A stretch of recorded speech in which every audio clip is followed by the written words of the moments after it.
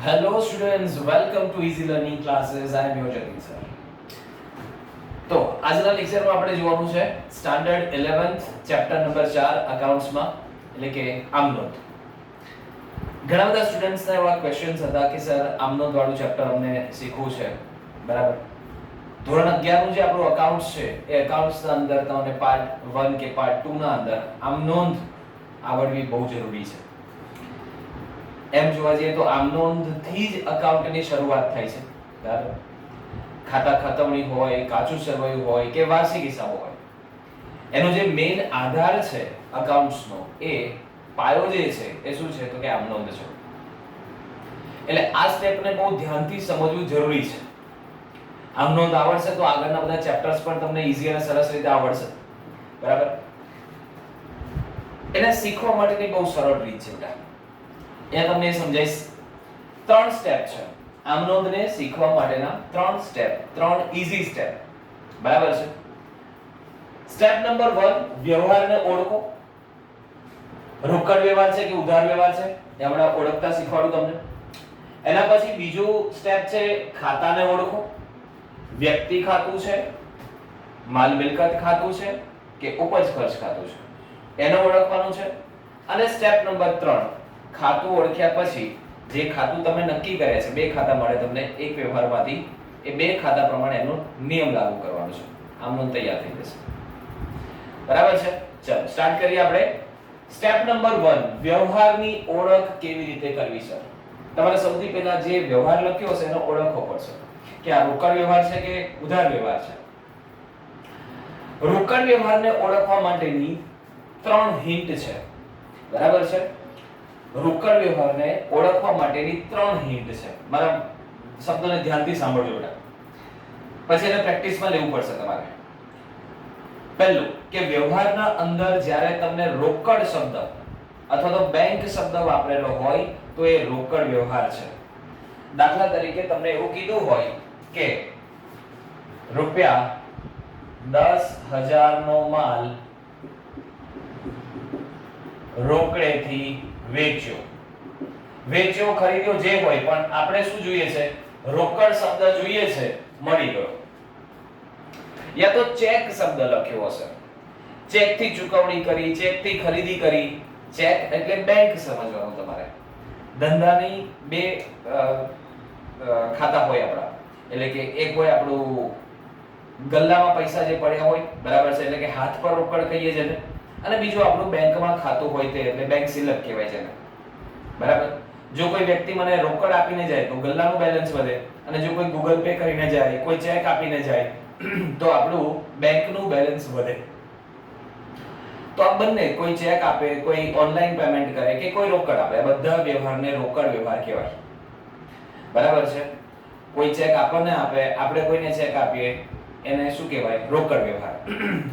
એટલે એમાં બેંક શબ્દ લખ્યો હોય, યા તો ચેક શબ્દ લખ્યો હોય, યા તો રોકડ શબ્દ લખ્યો હોય વ્યવહારના અંદર, તો તમારે એને રોકડ વ્યવહાર સમજવો, બરાબર છે.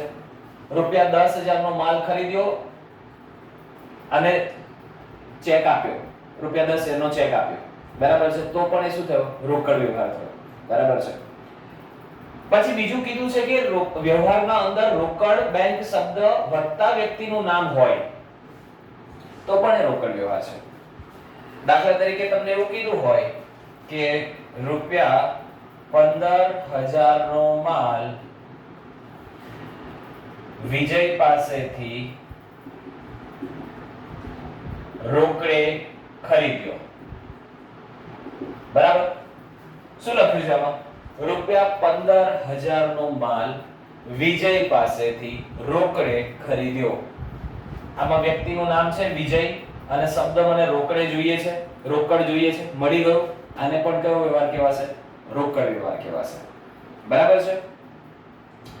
અને હિન્ટ નંબર 3 છે કે જે વ્યવહારના અંદર તમને ના તો રોકડ કે બેંક શબ્દ લખ્યો છે કે ના કોઈ વ્યક્તિનું નામ લખ્યું છે, તેમ છતાં એને રોકડ વ્યવહાર કહેવાય. પ્રશ્ન ઉભો થાય, સર કેમ રોકડ જ કહેવાય, એને ઉધાર વ્યવહાર કેમ ના કહેવાય? કારણ કે ઉધાર વ્યવહાર બનવા માટે કમ્પલસરી છે કે વ્યવહારના અંદર વ્યક્તિનું નામ તો હોય જ, તો જ એને ઉધાર વ્યવહાર કહેવાય. તમે એવું કહેશો વ્યક્તિનું નામ તો આમાં પણ છે, તો આને કેમ ઉધાર ના કીધું આપણે? પણ વ્યક્તિના નામની સાથે રોકડ શબ્દ પણ છે વ્યવહારના અંદર, એટલે આને શું કહેવાય? ઉધાર વ્યવહાર ના કહેવાય. જ્યારે ઉધાર વ્યવહાર આપણે હમણાં જોઈશું ત્યારે એમાં હિન્ટ શું છે?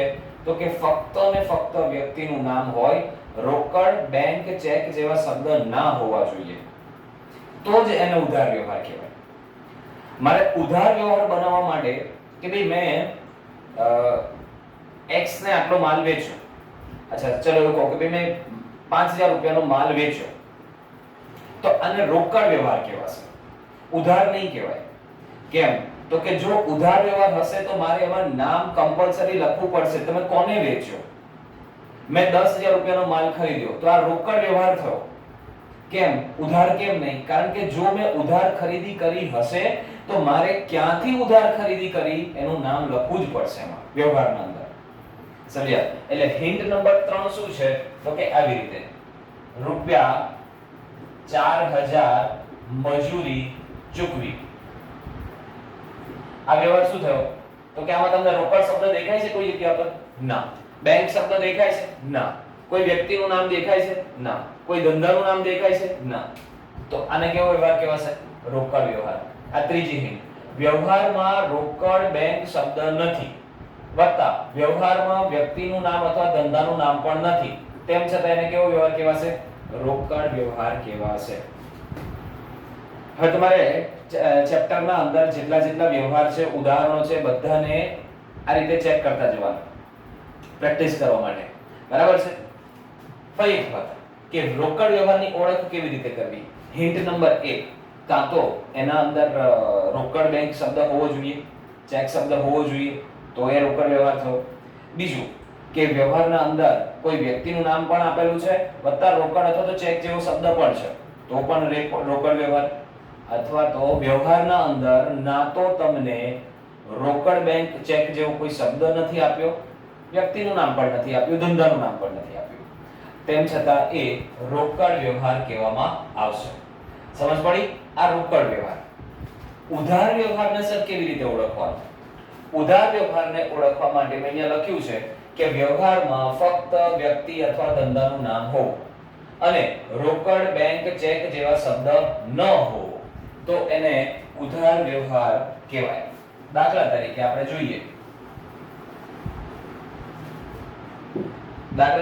જોઈએ, ઉધાર વ્યવહારને કે રૂપિયા 25000 નો માલ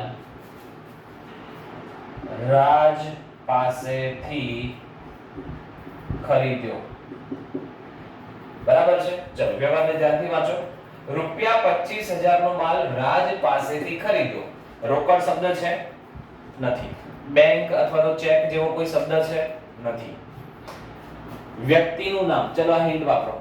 પહેલી રોકડ બેંક શબ્દ નથી. બીજી હિન્ટ, વ્યવહારમાં વ્યક્તિનું નામ, હા વ્યક્તિનું નામ તો છે રાજ, જોડે રોકડ અથવા બેંક જેવો શબ્દ હોવો જોઈએ, છે આખા વ્યવહારમાં? નથી, એટલા નીચે. વ્યવહારમાં રોકડ બેંક શબ્દ ના હોવો જોઈએ, નથી. વ્યવહારમાં વ્યક્તિ અથવા ધંધાનું નામ પણ ના હોવું જોઈએ, છે.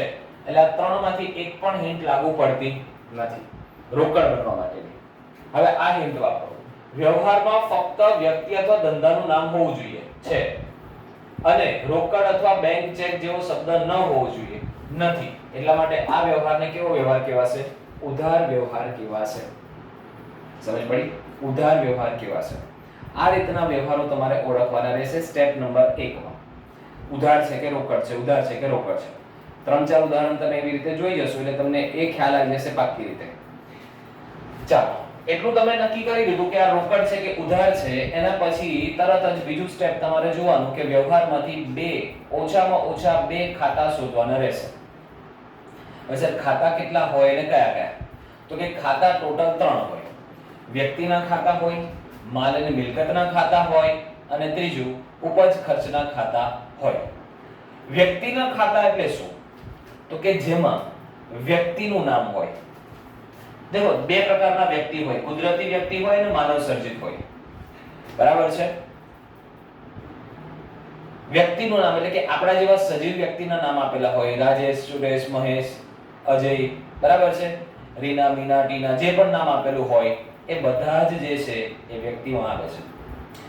આ સિવાય કોઈ પણ ધંધાનું નામ તમને આપેલું હોય, કોઈ બેંકનું નામ આપેલું હોય, કોઈ યુનિવર્સિટીનું નામ આપેલું હોય, એ બધાને ધંધાને પણ શું છે તો કે વ્યક્તિ જ સમજવામાં આવે છે. અકાઉન્ટ્સમાં નામાની અંદર ધંધાને પણ વ્યક્તિ તરીકે લેવામાં આવે છે. આર્ટિફિશિયલ વ્યક્તિ, બરાબર છે, બનાવટી, માનવ સર્જિત.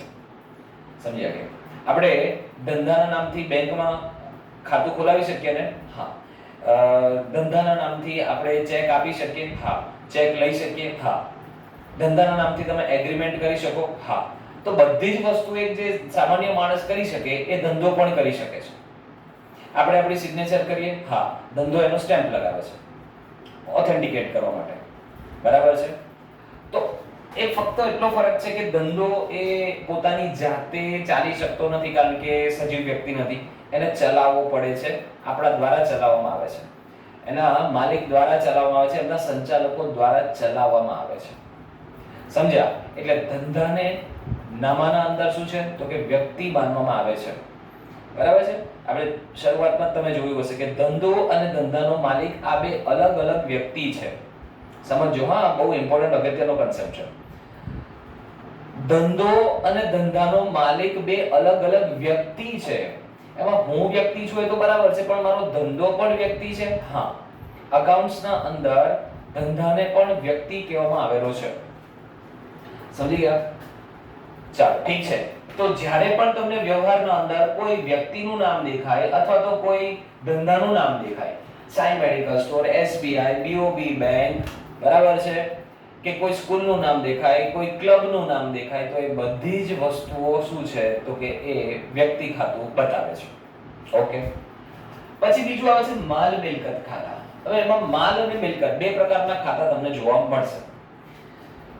માલ અંગેના ખાતા ચાર વ્યવહારો હોય છે: ખરીદ, વેચાણ, ખરીદ પરત, વેચાણ પરત.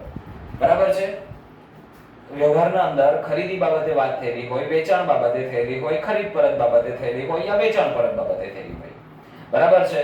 તેમાં માલ શબ્દ લખ્યો હશે તો એને આપણે માલ મિલકત ખાતું કહીશું કે ભાઈ માલની ખરીદી કરી, માલનું વેચાણ કર્યું, માલને પાછો આપ્યો, માલ પાછો મળ્યો. આવો શબ્દ તમને એમાં વ્યવહારમાં વાપરેલો હશે તો એને તમારે માલ મિલકત ખાતું ગણવાનું. બીજી બાજુ મિલકત હશે તો પણ એ માલ મિલકતમાં જ આવશે, કારણ કે માલ અને મિલકત બે વસ્તુઓમાં સમાવેશ થાય છે. મિલકત તો કે કોઈ પણ પ્રકારની મિલકત હોય, ચાહે એ ચાલુ મિલકત હોય કે સ્થિર મિલકત હોય, દ્રશ્ય મિલકત હોય, અદ્રશ્ય મિલકત હોય, બધા જ પ્રકારની મિલકતને આપણે આમાં લઈશું. સમજી ગયા?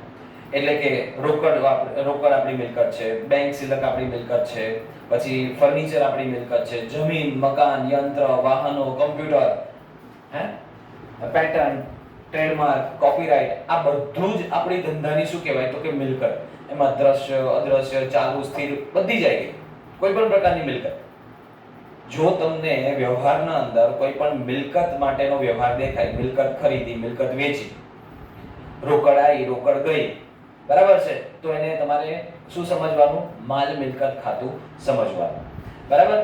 એટલે વ્યક્તિમાંથી કોઈ નામ દેખાય તો તમારે વ્યક્તિ ખાતું સમજવાનું, માલ અથવા મિલકતનું કોઈ ઉલ્લેખ દેખાય તો માલ મિલકત સમજવાનું, અને જો તમને કોઈ ખર્ચ અથવા તો ઉપજ દેખાય, ખર્ચા, ધંધાના ખર્ચા કેવા હોય તો કે ભાઈ સ્ટેશનરી ખરીદી ખર્ચો કહેવાય, પછી પગાર ચૂકવ્યો, મજૂરી ચૂકવી, લારી ભાડું ચૂકવ્યું, એના પછી એવું હોય કે ભાઈ આપણે દુકાનનું ભાડું ચૂકવ્યું, દુકાનનું લાઇટ બિલ ભર્યું, પરચુરણ ખર્ચા કર્યા, ચા પાણીનો ખર્ચો કર્યો, કોઈ પણ પ્રકારનું નુકસાન થયું જેમ કે ઘાલખાદ થઈ, પૈસા ના મળ્યા, મિલકતના વેચાણથી નુકસાન થયું, સમજ્યા? આગમાં માલ બળી ગયો, વરસાદથી પલળી ગયો, આવું કોઈ પણ પ્રકારનું નુકસાન થાય, ચોરી થઈ, ધર્માદા પેટે આપ્યો, જાહેરાતમાં આપ્યો, આ બધા ખર્ચ અને નુકસાનના વ્યવહારો છે.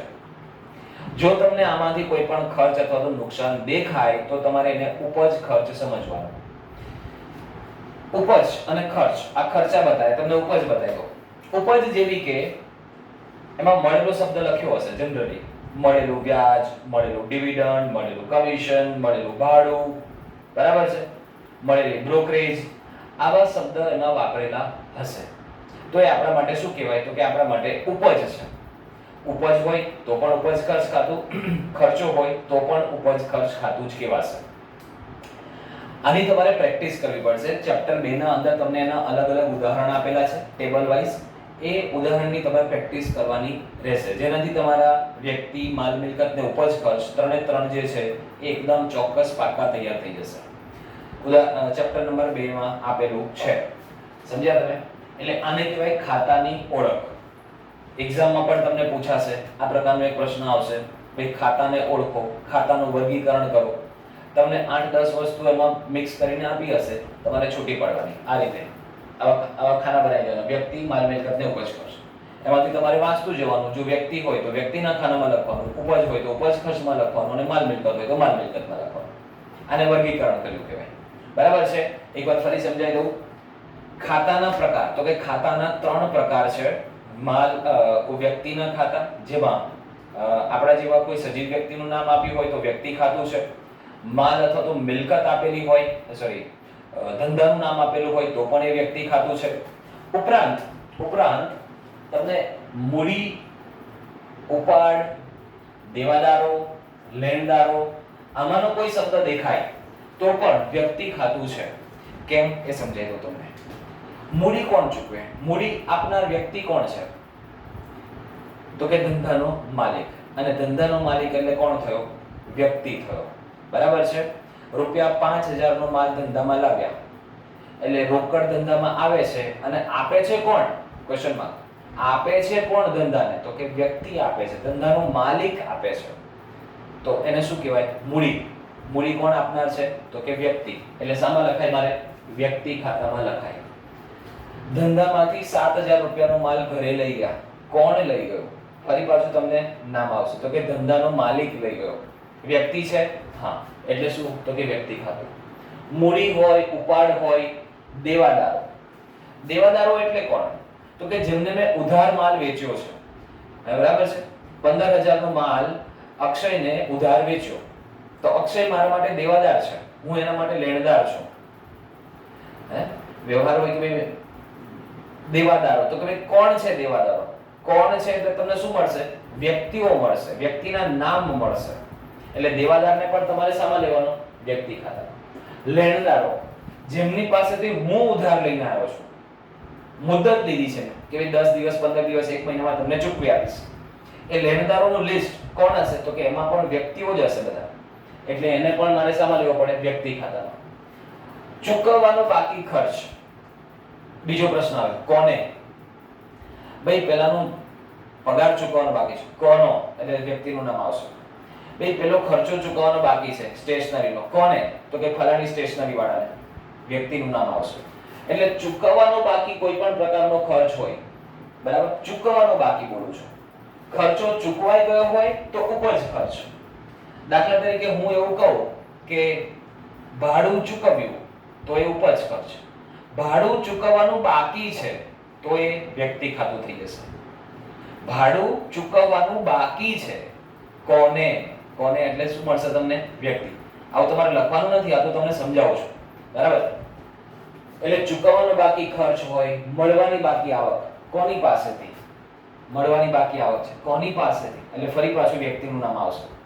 એટલે આ બધાને તમારે વ્યક્તિ ખાતામાં મૂકવાના છે. માલ અને મિલકત, બરાબર છે? ખરીદી, વેચાણ, ખરીદ પરત, વેચાણ પરત, માલના ખાતા. અને મિલકતો, રોકડ અને ચેક તમને બહુ વધારે પ્રમાણમાં આવશે. ફર્નિચર આવશે, મકાન આવશે, યંત્ર આવશે, ડેડ સ્ટોક આવશે. આ બધું જ તમારું શું છે? તો કે મિલકતો છે. બરાબર છે? પહેલા જે ઉદાહરણ મેં તમને કહું છું ચેપ્ટર 2 માંથી, એ તમે કરશો એટલે વધારે ક્લિયર થશે. અને ત્રીજું છે ઉપજ ખર્ચ ખાતું. જો ખર્ચા હોય તો પણ ઉપજ ખર્ચ ખાતું, ઉપજ હોય તો પણ ઉપજ ખર્ચ ખાતું. દાખલા તરીકે 10000 રૂપિયા કમિશન મળ્યું, ઉપજ ખર્ચ. સમજ્યા?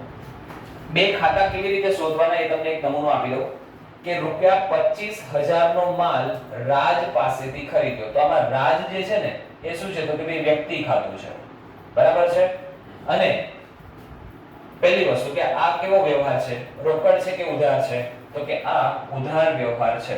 બરાબર છે? કેમ? તો કે ફક્ત નામ આપેલું છે. સ્ટેપ નંબર 2, બે ખાતા શોધવાની વાત છે. તમારે દરેક વ્યવહારમાં ઓછામાં ઓછા બે ખાતા શોધવાના થશે. જેવી રીતે આપણે રાજ નામ વાંચીને અને વ્યક્તિ ખાતું કહી દીધું. હવે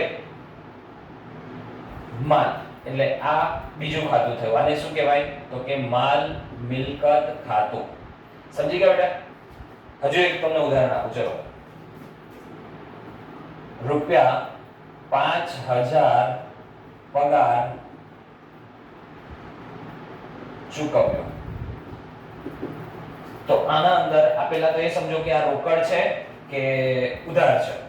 હે, આ રોકડ વ્યવહાર છે કે ઉધાર વ્યવહાર છે? તો કે આ તો રોકડ વ્યવહાર છે. ના તો વ્યક્તિનું નામ છે, ના તો રોકડ શબ્દ છે. એટલે આ રોકડ વ્યવહાર છે. બરાબર છે? બે ખાતા શોધવાના છે. તો કે આમાં ખર્ચો શું થયો છે? પગારનો ખર્ચો થાય તો એને કયું ખાતું કહેવાય બેટા? ઉપજ ખર્ચ ખાતું કહેવાય. અને રૂપિયા 5000 રોકડ તમે ચૂકવી છે. બરાબર છે? રોકડ સામા આવે તો કે મારી મિલકત કહેવાય. એટલે આને માલ મિલકત ખાતું આપણે કહીશું. એટલે એક ખાતું મને ઉપજ ખર્ચ મળ્યું, બીજું ખાતું મને માલ મિલકત ખાતું મળ્યું. આવી રીતે તમારે દરેક વ્યવહારને પહેલા સમજવાનો, વાંચવાનો, એક બે વખત વાંચવાનો. અને જો આ તમે 5-7 ઉદાહરણ તમે આવી રીતે પ્રેક્ટિસ થી ગણશો ને બેટા, એટલે તમને રિધમ આવી જશે. વ્યવહાર વાંચીને તમે ડાયરેક્ટ આમનો બોલતા થઈ જશો. પણ એના માટે થોડી પ્રેક્ટિસ કરવી પડશે. શરૂઆતમાં તમને એવું લાગશે કે સમજ પડતી નથી, પણ તમે વારંવાર પ્રેક્ટિસ કરશો એટલે તમારો પહેલો સ્ટેપ ક્લિયર થઈ જશે કે ભાઈ રોકડ ને ઉધાર તો હું એકદમ આરામથી ઓળખી જ લઉં છું. પછી તમે ધીરે ધીરે આ ખાતાને પણ ઓળખી જ જશો કે હા તો વ્યક્તિ ખાતું, આ માલ મિલકત, આ ઉપજ ખર્ચ. સમજી ગયા? હવે અગત્યનું સ્ટેપ આવે છે આપણો, એ છે નિયમ. ખાતાના નિયમ એને કહેવાય છે ગોલ્ડન રૂલ્સ ઓફ અકાઉન્ટ્સ. આ તમને કદાચ એક્ઝામમાં પણ પૂછાઈ શકે. બરાબર છે? યુનિટ ટેસ્ટમાં પણ પૂછી શકે. ગોલ્ડન રૂલ્સ ઓફ અકાઉન્ટ્સ, ખાતાના નિયમ.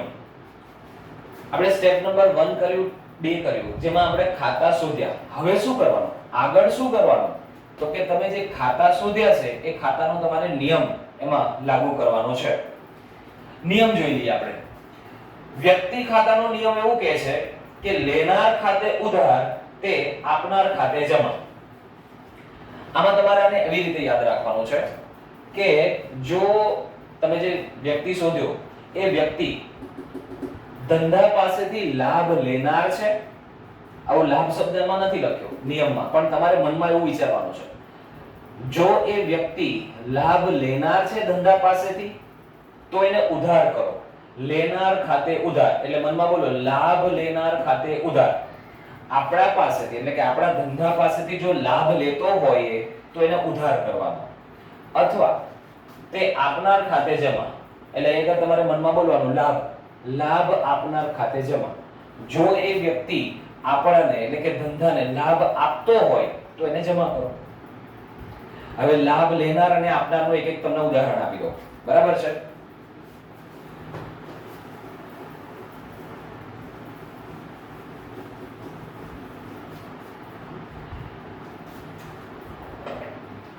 રૂપિયા 10,000 નો ફર્નિચર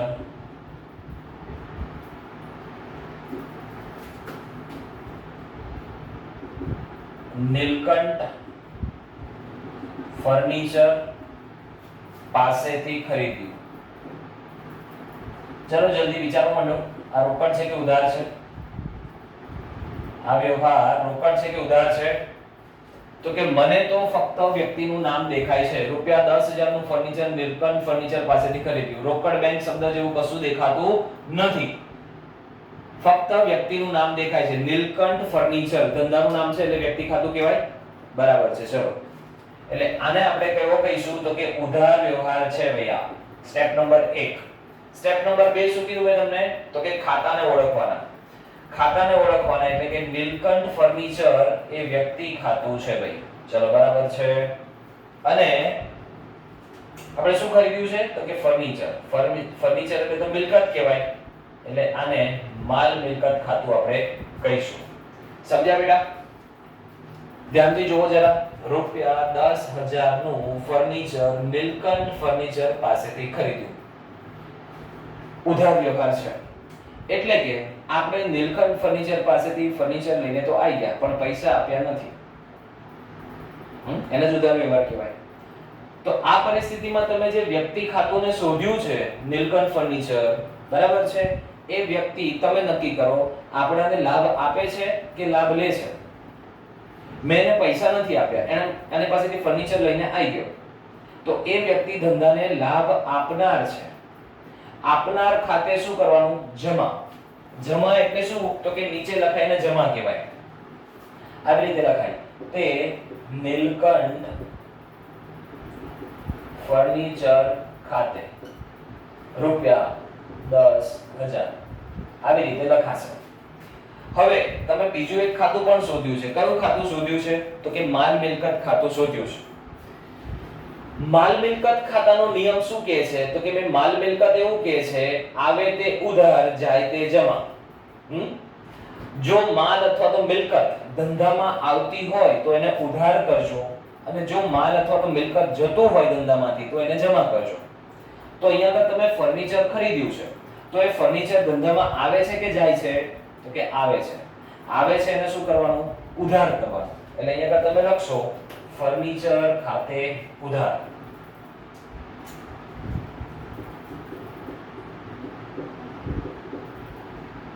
શું લખાશે?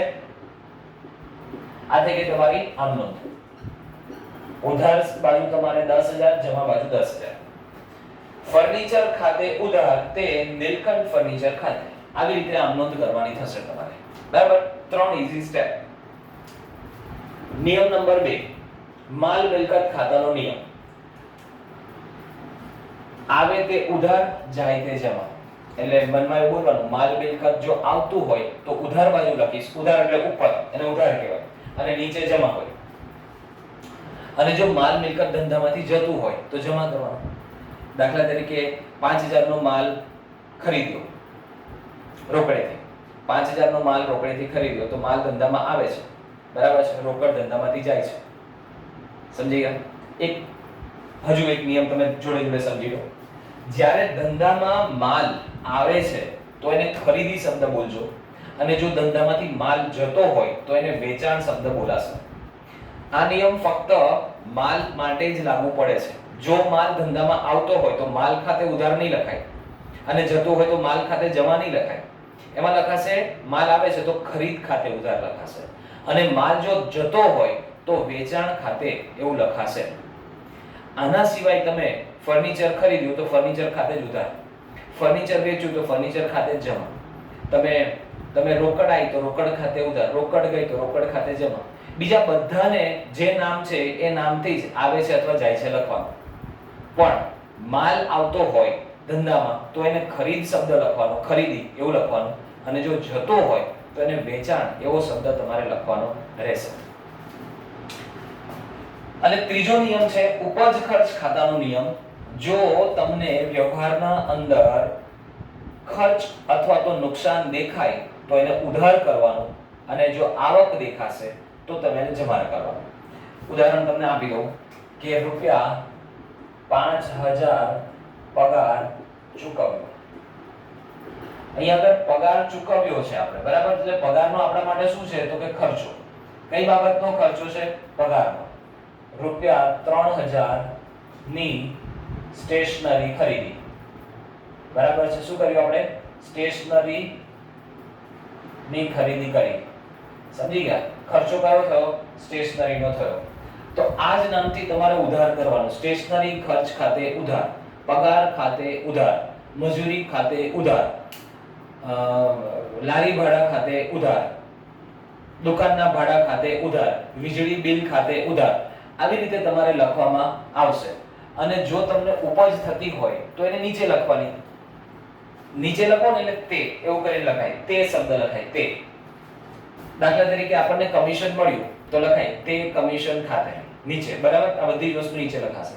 પછી ભાડું મળ્યું તે ભાડા ખાતે, બ્રોકરેજ મળી તે બ્રોકરેજ ખાતે, ડિવિડન્ડ મળ્યું તે ડિવિડન્ડ ખાતે. સમજી ગયા? તો આ રીતે તમારે આમ નોંધ કરવાની રહેશે. સ્ટેપ નંબર 1 વ્યવહારને ઓળખવાનો, સ્ટેપ નંબર 2 ખાતાને ઓળખવાના, વ્યક્તિ છે, માલ મિલકત છે કે ઉપજ ખર્ચ, અને ઓળખ્યા પછી તમારે નિયમને લાગુ કરવાનો રહેશે. નિયમ, વ્યક્તિ ખાતાનો નિયમ, લેનાર ખાતે ઉધાર, આપનાર ખાતે જમા. થોડી પ્રેક્ટિસ કરશો એટલે એ વસ્તુ તમને સમજ પડવા લાગશે.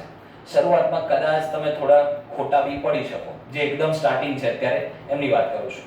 અને તમે કોઈ એક્સેપ્શન નથી. દરેક વખતે 11th સ્ટાન્ડર્ડમાં શરૂઆતમાં થોડો ઘણો પ્રોબ્લેમ આમ નોંધ વખતે થાય, પણ તમે જો એને વ્યવસ્થિત ધ્યાનથી કરતા રહેશો, આપણે વિડીયો જોતા રહેશો, તો તમને એમાં એકદમ ચોક્કસ રીતે બધી વસ્તુઓ આવી જશે.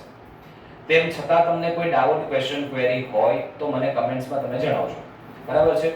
આ સિવાય તમે ચેનલને પણ સબસ્ક્રાઇબ કરી રાખો, જેથી કરીને આવનારા બધા જ વિડીયોના નોટિફિકેશન તમને મળે. સમજી ગયા? તમારા ફ્રેન્ડ સર્કલમાં શેર કરો વિડીયોઝને. રાઈટ? તમને કોઈ ડાઉટ, ક્વેશ્ચન હોય એ મને એમાં કમેન્ટ કરીને તમે જણાવજો. વિડીયોને લાઈક કરવાનું ના ભૂલતા, શેર કરવાનું ના ભૂલતા અને સબસ્ક્રાઇબ કરવાનું ના ભૂલતા. તો see you in the next lecture. Till then, bye bye, take care.